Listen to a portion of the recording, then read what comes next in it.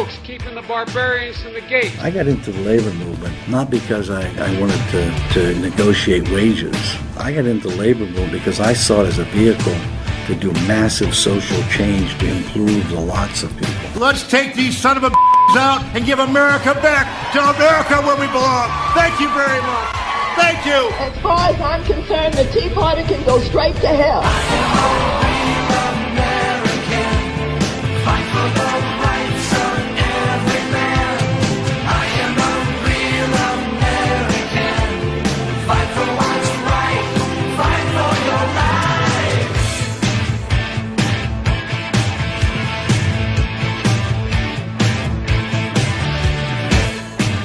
One thing I want to talk about, Brian. It's amazing how we get involved in this political game and want to make a difference, donate so much of our time and effort and treasure into going to meetings and getting information out, doing this radio show on the station and all the things we've worked toward.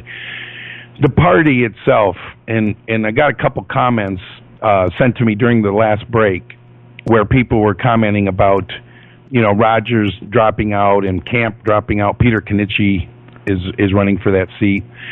How other guys might be coming out, different breaking news stories in Washington, and then all the things going on here at the state level. But sometimes local things happen. Certain meetings occur, certain votes are taken.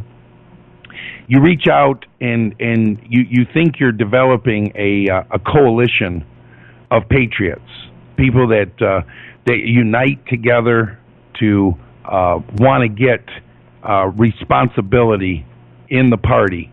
You have a certain maybe district or county that's not really following the bylaws. They're not really doing things according to the rules, not really, doing what they should be doing. And candidates go forward to volunteer their time and effort. Even though they're already busy and they're doing so many other things, they still want to volunteer to serve and to give, guidance to that particular congressional district or county party. And you have a core group of people that say they're patriots. They say they believe for limited government, and they want strong people that have the guts to stand up and speak out, even if they're not always politically correct in the way they operate. But when they do stand up, you know what they stand for. And these people, want others to think that they're in that same category as this person.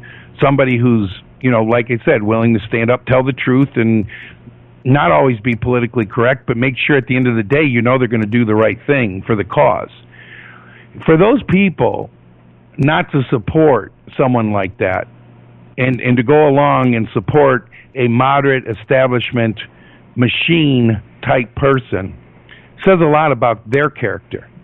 Even if they vote for the moderate establishment person, or maybe if they abstain, they hold their vote because they don't want to be seen as upholding the bylaws. Well, the bylaws are wrong. That particular rule, that particular person shouldn't have been, forced out and replaced.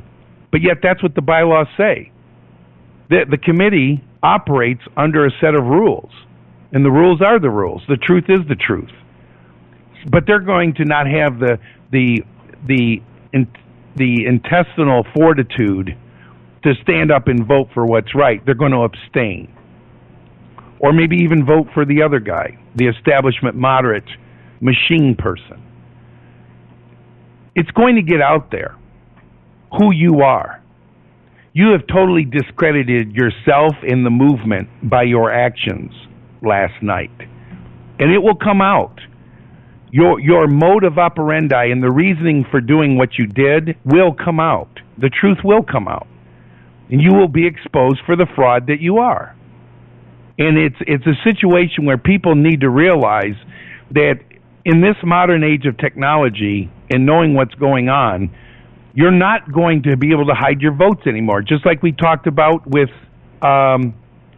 Peter Kenichi, standing up and doing the right thing against a moderate establishment machine candidate. You mentioned it, Brian, about Bart Stupak and how he got exposed for his votes. And finally, the people in the 1st Congressional District woke up and realized what kind of person Bart Stupak truly was. Mm-hmm. Those 2 videos that same day, one in Sheboygan and later that afternoon in Petoskey, where he was, like you said, 180 degrees opposite on the same exact issue, those frauds are going to get out there. You know, it's one thing to be politically correct all the time, but when you have certain principles and values that are contrary to the establishment moderate machine, you can't afford to be politically correct. Political correctness, we're beyond it. If we're going to make any changes at the local level, at the district level, at the state level. Well, I got a definition for political correctness. Yeah, what is it? It's against the First Amendment. Basically. It is. Well, you know, you can say what you want to say, and some people are better at saying it nicely so that everybody isn't affected or everybody's not, you know, offended. And what they say, yeah, okay, I can go along with that. Yeah, and the way he said it, you know, was palatable to me. Well, guess what? There's certain people that have certain styles, a way of doing things, and you get to a point in your life, okay, where you really don't care if you're politically correct anymore. The truth is the truth is the truth. I'm going to say it, and whether you like the way I say it or I don't care anymore. I don't care. Okay? It's got to be said. It is the truth. Get over it. If you don't like the way the delivery was done, well, I'm sorry, but guess what? It's all I got left. It's all I got left in my patience. It's all I got left in my being. I can't do it anymore. There's so many problems and so many things that have to be addressed and fought that, you know what, I don't have time to be nice anymore. And I apologize if you don't like the truth, but the truth is the truth. And if people can understand the truth and forget the delivery and how the message was given, okay, get over it and move on. Deal with it the way you want to deal with it. Say it the way you want to say it. But when these frauds vote for moderate establishment machines that don't participate, that don't put on a uniform and get on the game, they can't even make meetings because they're so arrogant they can't even pick up the phone and ask for an excused absence. They get kicked off, but yet get voted back in by supposedly patriots because they voted for the person or they abstain their vote. You're no different than they are.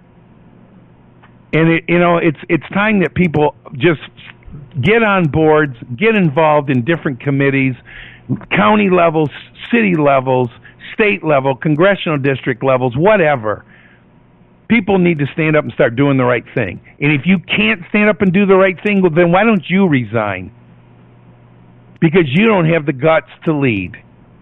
And that's what it basically comes down to.